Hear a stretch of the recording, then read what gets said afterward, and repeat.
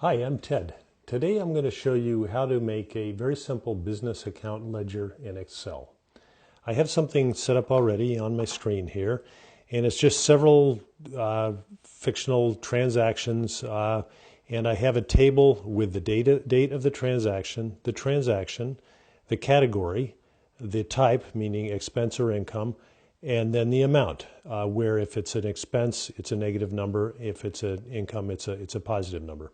So the kinds of things you can do with this is you can, by entering in the category, you can actually sort by category, and this is something that's very good to know. In fact, it's important to know if you use Excel at all, is the ability to do this kind of thing. So, but first, let me just show you how you can use this to add up your balance as you move along. What it is going to be in the balance here, I'll just scroll in a little, is going to be a formula, and it's just going to be equal the sum of all the numbers from the first number to whichever number you're at. So the first one is just simply itself. So you can have a range in a formula that goes from E2 to E2. That just means I'm adding all the numbers from this number to itself.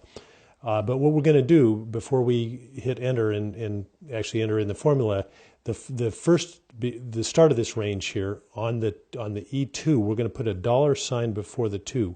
And what that means is that's telling Excel that when we copy this formula somewhere else, we don't want to change that 2. The 2 remains fixed, and you'll see why that's important in just a second. So I'm going to hit return, and there's the balance. Let me just scroll back out. So there's the balance, and what you can do is you can take this formula and you can copy it. So we'll copy it, and then we'll go to the next cell and we'll paste it. I'm just doing right click, copy, and then whoops, right click and then paste.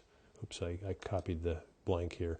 I copy that, and then I come down to this cell and I right click and I paste.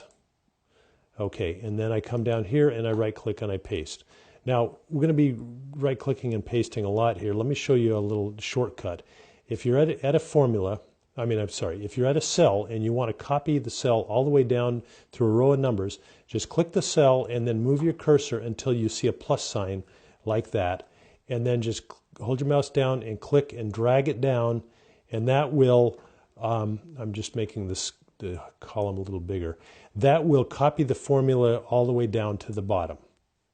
So I hope this has been helpful. I'm Ted, and today I showed you how to set up a ledger using Excel. Thank you for watching.